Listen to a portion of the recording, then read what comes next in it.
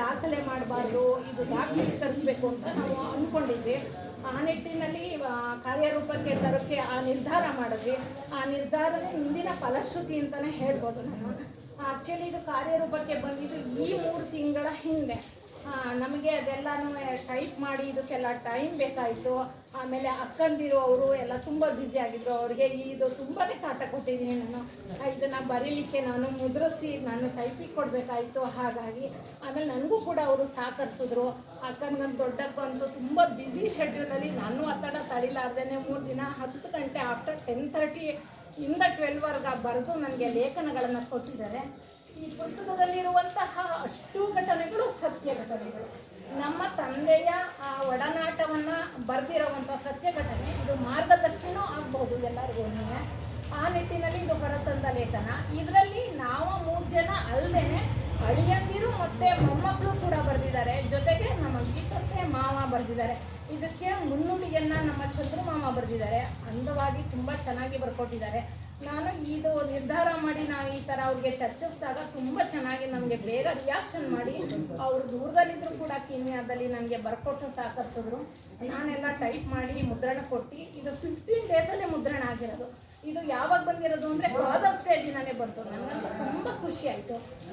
ಅದರಲ್ಲಿ ಆದಷ್ಟು ನಾವು ಎಲ್ಲ ಏನು ನಮ್ಮ ತಂದೆ ಜೊತೆಗಿನ ಒಡನಾಟವನ್ನು ಹೇಗೆ ಕಳೆದಿದ್ದೀವಿ, ಅದರಲ್ಲಿ ಹೇಗೆ ಒಂದು ಸಂದೇಶ ಇದೆ, ಅದೆಲ್ಲ ಇದೆ. ಈ ಒಂದು ಕೃತಿಯನ್ನು ಓದಿ ನೀವು ಅಭಿಪ್ರಾಯಿಸ್ತೀರಾ ಅಂತ ನಾನು ಆಶಯ ಮಾಡ್ಕೊಂಡಿದ್ದೀನಿ. ಆಮೇಲೆ ಅಕ್ಕಂದಿರಿಗೆಲ್ಲ ತುಂಬ ತೊಂದರೆ ಕೊಟ್ಟಿದ್ದೀನಿ. ಈ ಮುಂಚೆ ಏನಾದ್ರು ಅವ್ರಿಗೆ ತೊಂದರೆ ಆಗಿದ್ರೆ ಅಂತ ಸಾರಿ ಕೇಳ್ತೀನಿ.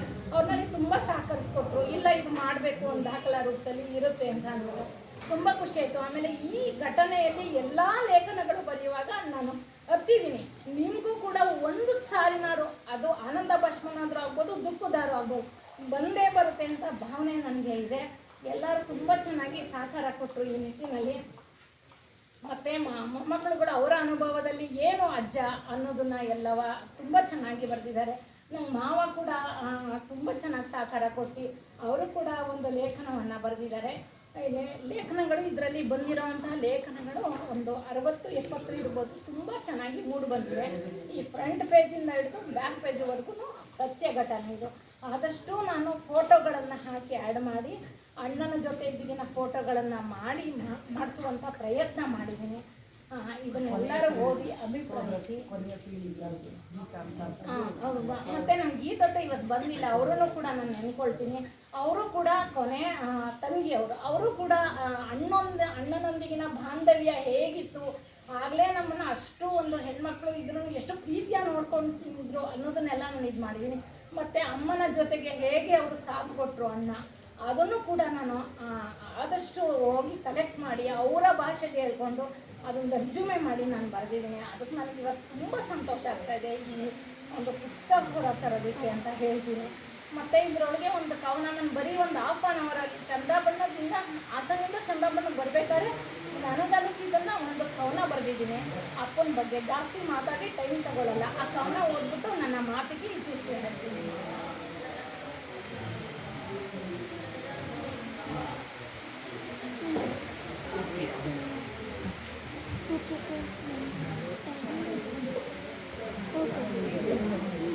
ವೈಕುಂಠದ ಸ್ವರ್ಗಕ್ಕೆಂದೇ ನಡೆದು ಬಿಟ್ಟ ಜನಕ, ಸನ್ನಡತೆಯಿಂದ ಸ್ವರ್ಗದಿ ಜಾಗವ ಭದ್ರವಾಗಿಸಿ ಸಕಾಲವ ಬೆರಳೆನೆಸಿ ಸ್ವರ್ಗಕ್ಕೆಂದೇ ನಡೆದು ಬಿಟ್ಟ ಜನಕ. ಮನಕ್ಕೆ ತಿಳಿಯಿತು ನಾ ಹೊರಡುವುದು ಖಾತ್ರಿ ಎಂದು, ಜೊತೆಗಾತಿಗೆ ಅಳದಿರು ಎನ್ನುತ್ತಾ ಸ್ವರ್ಗಕ್ಕೆಂದು ನಡೆದೇ ಬಿಟ್ಟ ಜನಕ. ಮೈ ಮನ ಶುದ್ಧಿಯ ಮಾಡಿಸಿಕೊಂಡು ಭವರೋಗ ವೈದ್ಯೋಭವ ಎನ್ನುತ್ತಾ ಘಮಿಸುವ ಗಂಜಿಯ ಹೀರಿ ನಡೆದೇ ಬಿಟ್ಟ ಸ್ವರ್ಗಕ್ಕೆಂದು ಜನಕ. ಕರ್ತವ್ಯ ಮುಗಿಸಿ ಬಾಳ ನೀತಿ ಕಥೆಯ ಹೇಳಿ ಬದುಕ ಬರಹವಾಗಿಸುತ್ತಾ ನಡೆದೇ ಬಿಟ್ಟ ಸ್ವರ್ಗದ ಹಾದಿಯಲ್ಲಿ ಜನಕ. ಅಪಘಾತದಿ ಸತ್ತು ಬದುಕಿ ಉತ್ತಮ ಪಿತನಾಗಿ ಸಕಲ ಕೊರತೆ ನೀಗಿಸಿ ನಡೆದೇ ಬಿಟ್ಟ ಸ್ವರ್ಗಕ್ಕೆಂದು ಜನಕ. ಬಂದ ಯಮನ ಪ್ರಾರ್ಥಿಸಿ ಶ್ಲೋಕಗಳ ಹೇಳುತ್ತಾ ಭಗವಂತನ ಧ್ಯಾನಿಸಿ ಹೊರಡಲು ಸಿದ್ಧನಾಗೇ ಬಿಟ್ಟ ಜನಕ. ಒಳಗಿನ ಕಲ್ಮಶವ ಬೆವರ ಮೂಲಕ ಹೊರಗೆಡವಿ ಪವಿತ್ರಾತ್ಮವನ್ನು ಇರಿಸಿಕೊಂಡು ಸ್ವರ್ಗಕ್ಕೆಂದು ಜನ. ಆತಂಕವೇ ಇಲ್ಲ, ನಿರಾತಂಕದ ನಿಶ್ಶಬ್ದ ಮೌನದಿ ಸದ್ದು ಗದ್ದಲವಿಲ್ಲದೆ ಹೊರಟೇ ಬಿಟ್ಟ ಸ್ವರ್ಗಕ್ಕೆಂದು ಜನ. ಬಾಧೆಯ ಭಾವವಿಲ್ಲದೆ ಭವಪಾಶದ ಬಂಧನವ ಕಳಚಿ ನಡೆದೇ ಬಿಟ್ಟ ಸ್ವರ್ಗಕ್ಕೆಂದು ಜನಕ. ನಂತರದ ಕಾರ್ಯಗಳ ಸಿದ್ಧತೆಯ ಅರುಹುತ ಜನನದ ಬಂಧ ಬಿಡಿಸುತ್ತ ಹೊರಟೇ ಬಿಟ್ಟ ಸ್ವರ್ಗಕ್ಕೆಂದು ಜನಕ. ಒಲವಿನ ತೇರು ಜನ ವ್ಯಕ್ತಿತ್ವದ ಮೇರು ಕಟ್ಟಿದ ಗ್ರಹದಲ್ಲಿ ಉಸಿರು ಚೆಲ್ಲಿ ಹೊರಟೇ ಬಿಟ್ಟ ಸ್ವರ್ಗದ ಹಾದಿಯಲ್ಲಿ ಜನಕ. ನನ್ನುಸಿರೇ ಹೆಣ್ಮಕ್ಕಳೆಂದು ಜಗಕ್ಕೆ ಸಾರುತ್ತ ಒಳಿದಾಗಲೆಂದು ಮನದುಂಬಿ ಹರಸುತ್ತ ನಡೆದೇ ಬಿಟ್ಟ ಸ್ವರ್ಗಕ್ಕೆಂದು ಜನಕ.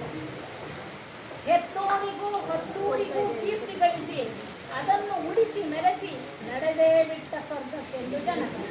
ಸಂಸ್ಕಾರ ಕಲಿಸಿ ಸಂಸಾರವ ತೊರೆದು ಒಬ್ಬಂಟಿಯಾಗಿ ಸದ್ದಿಲ್ಲದೆ ಹೊರಟೇ ಬಿಟ್ಟ ಸ್ವರ್ಗಕ್ಕೆಂದು ಜನಕ. ಹೆಣ್ಮಕ್ಕಳೇ ನನಗೆ ಜಗ, ಅವರಿಲ್ಲದೆ ಹೊರಲಾಗದು ಬಾಳ ನೊಗ ಎಂಬ ಸತ್ಯವ ಸಾಬೀತು ಮಾಡಿ ಬಿರಬಿರನೆ ನಡೆದೇ ಬಿಟ್ಟ ಸ್ವರ್ಗಕ್ಕೆಂದು ಜನಕ. ಕೊನೆಯುಸಿರಿನಲ್ಲಿ ಮಂತ್ರ ಹೇಳುತ್ತಾ ಮಂತ್ರ ಮುಗ್ಧರಾಗಿಸಿ ಮಾಂತ್ರಿಕನಾಗಿ ಹೊರಟೇ ಬಿಟ್ಟ ಸ್ವರ್ಗಕ್ಕೆಂದು ಜನಕ. ಲಕ್ಷ್ಮಿಯ ನಂಬಿ ಲಕ್ಷ್ಯ ಗಳಿಸಲು ಲಕ್ಷ್ಯವಿಟ್ಟು ದುಡಿದು ದವಾಖಾನೆಗೆ ಸೇರದೆ ನಡೆದು ಬಿಟ್ಟ ಸೀದಾ ಸ್ವರ್ಗಕ್ಕೆ ಜನಕ. ನಿನ್ನ ಲಾರಿ ಜನ ನೋಡಲು ಬರುವರು ಎಂಬ ಅರಿವು ಇಲ್ಲದೆ ಸನ್ನಡತೆಯ ಲಾಭದ ಗುಣ ಹೊತ್ತು ಜಾಗ ಖಾಲಿ ಮಾಡಿ ಹೊರಟೇ ಬಿಟ್ಟ ಸ್ವರ್ಗಕ್ಕೆಂದು ಜನಕ. ಪುಣ್ಯದ